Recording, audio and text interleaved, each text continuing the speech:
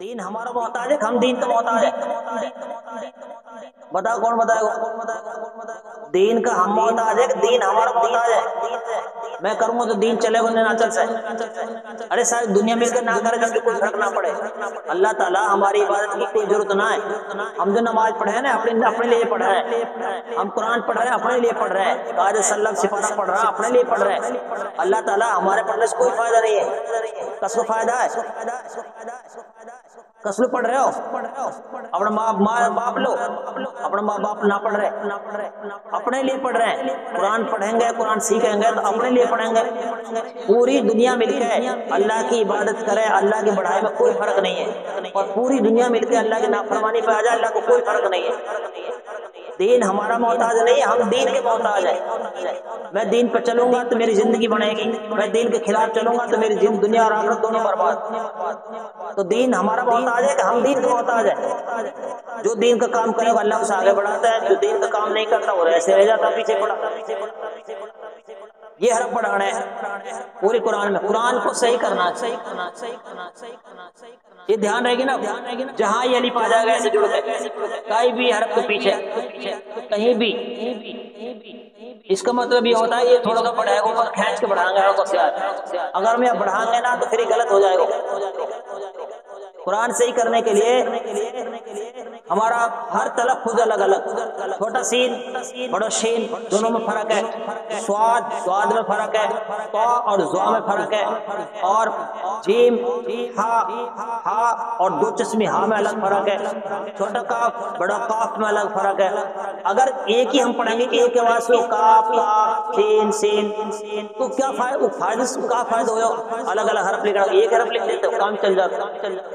قرآن کا ہر حرف کی آواز الگ، الف با تا تھا جیم ہا کھا دال زال را زا سین شین صاد ضاد، ہر حرف کی الگ الگ آواز ہر حرف کی۔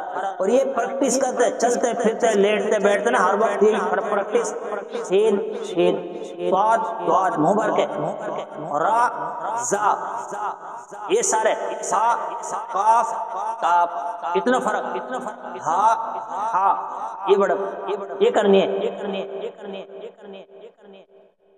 ابھی جن کے ابھی میں سبق کہواؤں گا جو جن کا بھی قرآن صحیح نہ ہے وہ ہی بیٹھیں گے تھوڑی دیر، اور ہی نہیں بیٹھ رہے ہیں، ان کو سبق چلتا رہے گا۔ جن کی قرآن صحیح ہوگی وہ بھی چلتے رہیں گے، پڑھتے رہیں گے، لیکن ساری جتنی لڑکیاں نا سب اردو کی کتاب لے لیو۔ پتہ نہیں کیا روزانہ 10-5 دن میں کہوں جو کتاب، پھر 2-3 دن تو لے ہوئے، 2-3 دن پڑھے بعد پھر کتاب پھینک رہے اٹھا کے، ایسے سمجھو جیسے مولوی پڑھ رہے ہو تب مولوی محنت کر رہے ہو۔ اپنی فکر نہ ہے۔ لڑکی کے لیے اردو کی تعلیم بہت ضروری ہے، بہت ضروری۔ قرآن اور اردو کی کتاب، اردو پڑھتے اور لکھتے بھی، یہ 3 چیز اتنی ضروری ہے۔ جو لڑکی مدرسوں میں پڑھ رہی ہے 12-12 ہزار روپے سال کا دے رہے ہیں، یہ تو پڑھ رہی ہیں قرآن صحیح کر رہے ہیں، اردو پڑھنا لکھنا سیکھ رہے ہیں، یہاں بغیر پیسے کے بھی سکھایا جا رہا ہے، پڑھایا جا رہا ہے، محنت کون کرے؟ نماز کون کون پڑھیں گے؟ صحیح نماز اپنے فائدہ کے لیے ہے، اپنی ذات کے لیے، کوئی کا فائدہ نہ ہے، لیکن نماز پڑھنی ہے۔ لڑکان میں مسجد میں 5 وقت کی نماز، سکول میں جاؤ سکول میں پڑھو نا، سکول میں جاؤ تو سکول میں پڑھو، جا کے ماسٹر کے دن نماز پڑھنی، ماسٹر روک سنا تو جب تم نماز پڑھو گے نا تم نے دیکھے بالک اور بھی محسوس کریں گے، یار یہ نماز پڑھ رہے ہیں۔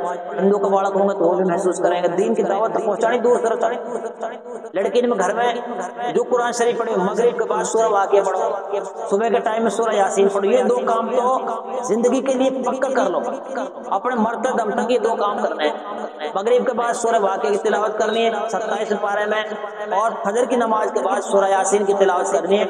زندگی بھر تک یہ کام کرنا ہے، کام مت کرو آگے پیچھے کر لو، لیکن یہ 2 قرآن کی سورت یہ ہمیں پڑھنی ہے۔ مغرب بعد کون سی پڑھنی ہے؟ سورہ واقعہ، اور فجر کے بعد سورہ یاسین۔ جہاں گھر کے اندر برکت ہے، جہاں گھر کے اندر بیماریاں تنگی ترسی رہے نا، اس گھر کے اندر سورہ واقعہ کی تلاوت ہوتی ہے تو اس گھر کی ساری پریشانی ختم ہو جاتی ہے، وہ گھر کی برکتیں آ جاتی ہے وہ گھر میں، اور وہ گھر کی پریشانی ختم ہو جائے۔ جہاں گھر میں مغرب کے بعد سورہ واقعہ پڑھی جائے مدرسان میں مغرب کے بعد سب میں سورہ واقعہ پڑھی جائے، اور سورہ یاسین قرآن کو دل ہے۔ آج فجر مغرب کے بعد تو دیکھیں تو موبائل چلا رہے ہیں، باپ موبائل چلا رہا ہو، باپ ساتھ ساتھ اولاد بیٹھی برابر تو موبائل دیکھ رہے ہیں۔ موبائل میں کوئی صحیح بات سیلی آ رہی ہے؟ سب سے بڑا نقصان اگر ہو رہا ہے سب سے بڑا نقصان تو موبائل نقصان کر رہا ہے، پیسے بھی جا رہے ہیں، وقت بھی جا رہا ہے، آنکھوں کی روشنی بھی جا رہی ہے، تین چیز خراب ہو رہی ہے اور فائدہ کچھ آتا نہیں۔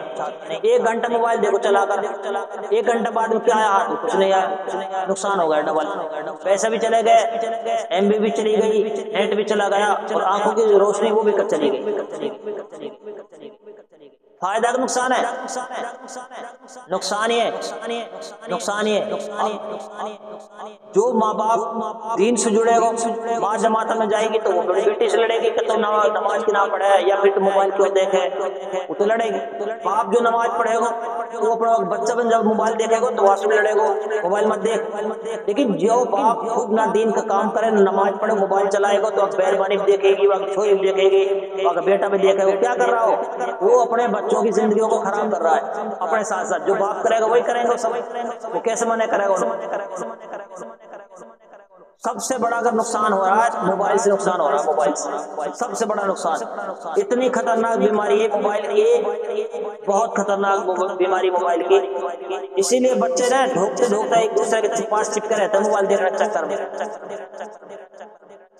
2 گھنٹے موبائل چلاؤ کچھ نہیں آئے گا ہاتھ میں، آنکھوں کی روشنی جائے گی، پیسے جائیں گے، وقت خراب ہوگا۔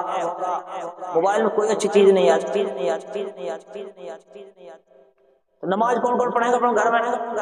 جب تم نماز پڑھو گی نا، اگر تمہاری ماں نماز نہ بھی پڑھ رہی ہوگی نا بغیر کہے، وہ تمہاری ماں نماز پڑھنے لگ جائے گی اپنا آپ، انہوں کہے گی نماز پڑھ رہی ہے تو وہ اپنا آپ ہی شرم آئے گی۔ کہو مت کا اس، لیکن گھر میں نماز پڑھنے لگ جاؤ اپنا آپ، باپ بھی ماں بھی نماز پڑھنے لگ جائیں گے، تم بھی نماز۔ ان میں کون کون پڑھیں گا؟ ہاں نماز تو ہم مسلمان نام نماز کو ہے۔ 10 سال کے پہ 7 سال کا اللہ کے رسول نے جو 7 سال کو ہو جائے نماز پڑھنے کے لیے کہو، یہ حدیث ہے۔ 7 سال کو ہو جائے جب کیا کہو؟ جوڑ سے بولو نا، نماز پڑھو، ماں باپ سے کہا نماز پڑھاؤ، نماز پڑھو جب 7 سال کا ہو جائے، اور تم سب 10 سال کے ہو، اور جب 10 سال کے ہو جائے جب نماز نہ پڑھنے پر مارو۔ یہ آپ صلی اللہ علیہ وسلم نے ماں باپ کے لیے کہا ہے، جب 7 سال کا بچہ ہو جائے تو اس کو نماز کے لیے کہو، مسجد میں لاؤ ساتھ، جب نماز 10 سال کا ہو جائے تو نماز نہ پڑھنے پر اسے مارو۔ نماز جو نہیں پڑھتا نا ایسے زندگی گزرتی ہے جیسے بھینس جانور، اس کے لحاظ کے باندھے نا، اور شام کو نیار گرو پھر کھاؤ پھر سو گو، پھر نیار گرو صبح پھر کھاؤ گو پھر سو گو۔ جانوروں کی زندگی ہے جو نماز نہیں پڑھتا۔ جا رب نے جا مالک نے ہم پیدا کرے ہیں، کس نے پیدا کرے ہیں؟ جوڑ سے بولو، اللہ نے ہم پیدا کرے ہیں، کس نے پیدا کرے ہیں؟ اللہ نے۔ وہی ہوا چلاتا ہے، وہی بارش برساتا ہے، وہی موت دیتا ہے، وہی زندگی دیتا ہے۔ جس نے ہمیں پیدا کیا ہم اس کی عبادت نہ کریں، نقصان ہوئے گا کہ یا فائدہ ہوئے گا؟ نقصان ہی ہوئے گا۔ نماز سنگوا کون سنگوائیں گے؟ بغیر کہے ظہر میں سکول میں جا، ظہر میں سکول ماسٹر جی سے کہتے نماز پڑھیں گے، ماسٹر جی صحیح بتائیں گے مسجد میں۔ اب جھوٹ بول دیں گے پڑھ لیا ہم نے، جھوٹ بولیں گے تو اوپر اللہ دیکھے گا، فرشتے لکھ لیں گے تو جھوٹ بولو گے۔ جو پڑھے کل جب نے کل یہ ٹائم کل بتانی ہے کہ بھائی میں نے پڑھ لی، نہ پڑھی تو کوئی بات نہ، پڑھ لی تو کوئی بات نہ، لیکن جھوٹ نہ بولنا، جھوٹ نہ بولنا، صحیح بتانی صحیح۔ اور کبھی بھی گاؤں میں گھر پہ کہیں پہ بھی کبھی بھی جھوٹ نہ ہو۔ جھوٹ سب سے بری بیماری ہے اور کبیرہ گناہوں سے گناہ ہے۔ جو آدمی سچ بولتا ہے نا وہ آدمی بچ جاتا ہے، لیکن جو جھوٹ بولتا ہے نا وہ آدمی پھنستا ہی چلا جاتا ہے۔ کتنا بھی بڑی نقصان ہو جائے گھر میں، کوئی چوری ہوگی کچھ بھی ہوگا، خود نے کر لی کئی بار کرنے، ماں باپ پوچھ رہے ہیں بتا دے کہ دیکھ مجھ سے غلطی ہوگی، وہ بڑا اچھا لگے ماں باپ سب ہے، لیکن غلطی کرنے کے بعد بھی نہ بتائے تو